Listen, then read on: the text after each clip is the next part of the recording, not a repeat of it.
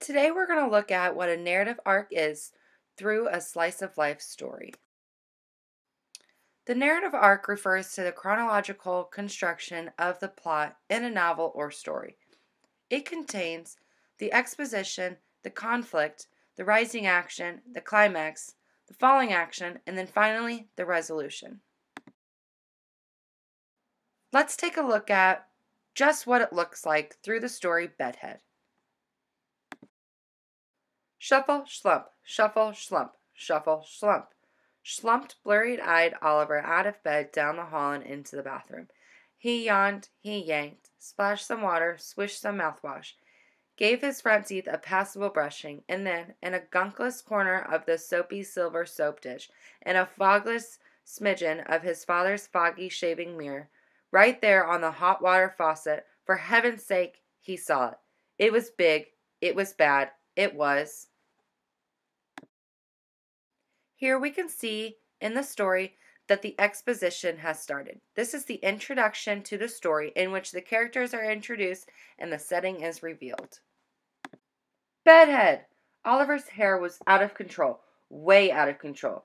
There was hair going this way, hair going that way, hair going up, down, around, and there was one teeny tiny clump of hair way at the back of his head that looked like a cat's coughed up fur ball. Ah! Here we can see that the conflict is introduced. The conflict is what this character is going to try to solve by the end of the story. Oliver's scream shook, it rattled, it rolled all the way down the stairs and into the kitchen, where Fruit Loops went flying, milk was spilled, spit and sputtered, and 2 toast pastries did triple backflips over the breakfast table. Oliver! Oliver! Oliver! Shouted Mom, Dad, and Emily as they ran up the stairs and headed for the bathroom door. Mom leaned close to the door. Closer, closer.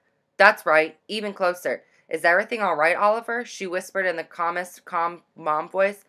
Come now, dear. Open the door and let us in. No sound from Oliver. No whimper, not a peep. Please, said Mom. Pretty, please. Pretty, pretty, pretty, please. The door knob slowly turned. Mom smiled at Dad. She gave a wink to Emily. There you go, she said, taking a step into the bathroom. Nothing can be that bad. Wrong. It was that bad. Yes, sir, no doubt about it, said Dad, surveying the hairy situation from the sink side. Oliver, my boy, you're having one bad hair day. Major, said Mom. Total, agreed Emily. Maybe if we just push it this way, Mom said, giving it a try. Boing, been there, done that, moaned Oliver. Perhaps if we just pull it in that way, said Dad. Boing, been there, done that, groaned Oliver. I could curl it, offered Emily, ready to roll. Oliver stared a steely stare at his sister. I don't think so. Oh, then we'll just wet it, said Mom. Yes, let's just wet it, they all agreed. So they watered Oliver. They splished him and splashed him, gave him a good soak and dunk. Ah, they said, sighing a confident, job well done sigh. Oliver's bedhead was now one dripping wet head. And then it dried. Ba-ba-ba-boing, ba-boing, bink, bink, ba-ba-ba-boing. Hair started going this way, hair started going that way, then up, down, around and around, and there was now a bigger clump of hair way at the back of his head that looked like a cat's coughed up fur ball. I say we spray, shouted Dad, taking aim with the squirt. Yes, spray, spray, cried out Mom and Emily. So spray already, sputtered Oliver. So they spritzed him and sprayed him, and they gooped and glopped and moosed him. They even hairpinned him flat in 5 places for a good measure.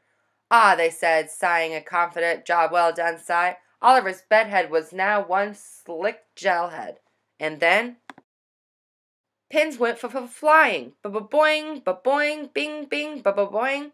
Hair started going this way, hair started going that way, then up, down, around and around, and there was now even a bigger clump of hair way at the back of his head that looked like a cat's coughed up fur ball. Oliver wondered, maybe if I just brushed it a bit. No, no, the 3 shouted, seeing the boy with bristles poised. Whatever you do, no, no, no brush. Throughout the last few pages, we have seen the rising action. This is a series of events that complicate matters for the protagonist, or the main character, creating a rise in the story's suspense or tension. Too late. Oh yes, the brush got stuck. Not stuck in the hair going this way or that way. Not stuck in the hair going up and down. Not even stuck in the hair going around and around. But yes, very, very stuck in the clump way in the back of his head that looked like a cat's coughed up fur ball. Mom gave it a yank. Eow! Dad gave it a pull. Ouch! And Emily gave it one good long tug. Yike! Well, said Mom with a bit of doubt, the brush is stuck, all right. Definitely stuck, decided Dad. A done deal, declared Emily. Then, just when they were all about to give up hope, Oliver saw the answer right there on the wall. At this point in the story, we have now reached the climax. This is the greatest tension in the story and the turning point in the narrative arc. That's it, he pointed. The hat, go get that hat. So without one more spritz, spray, or dunk, they all helped Oliver squish, smooth, and cram every bit of bedhead, stuck brush and all, into his faithful old battered but true blue baseball cap. Well, almost. Good enough. And with a kiss and a wave, Oliver was off to school. Everything was fine. Everything was dandy. Mary Margaret, who sat in the third row, 4 seats down in one desk across from Oliver and Mrs. Oppenheimer's class at Biddlemeyer Elementary, looked over at him and said, "You can't wear that hat." Oliver looked over at Mary Margaret. "Can Sue? Can not? And just why not?" demanded Oliver, holding tightly onto his hat. Mary Margaret grinned. "Because it's picture day." "Picture day," stuttered Oliver. "Picture day," sang out Mrs. Oppenheimer, standing in the front of the class. "Everyone line up for our class picture. Back straight, faces front, smiles wide, and hats off." "Uh-oh," said Oliver. "Hats off? We're waiting, Oliver," said Mrs. Oppenheimer as everyone took their places. "We're waiting, Oliver," said Mary Margaret. "We're waiting, Oliver," said everyone else.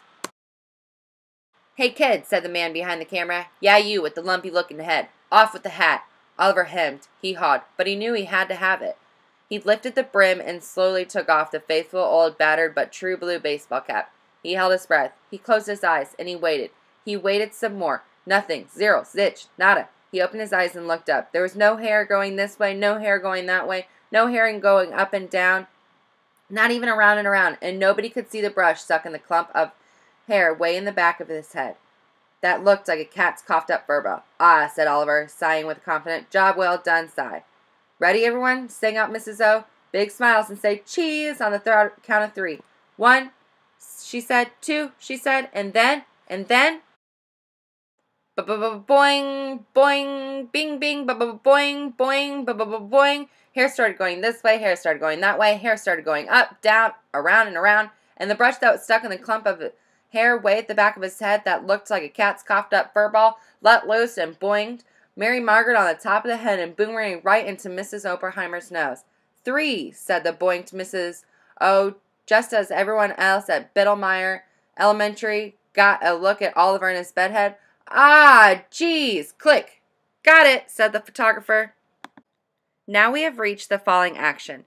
This is the unfolding of events in the story's plot and the release of tension leading towards the resolution. Here we can see that Oliver's bedhead was captured in the picture of the class. This leads us into the resolution of the story, which is where typically the problems of the story are solved or the problems of the protagonist are solved. Well, there you have it. That is what a narrative arc looks like with a slice of life story. I look forward to reading your personal slice of life stories and seeing how they fit on your own narrative arc.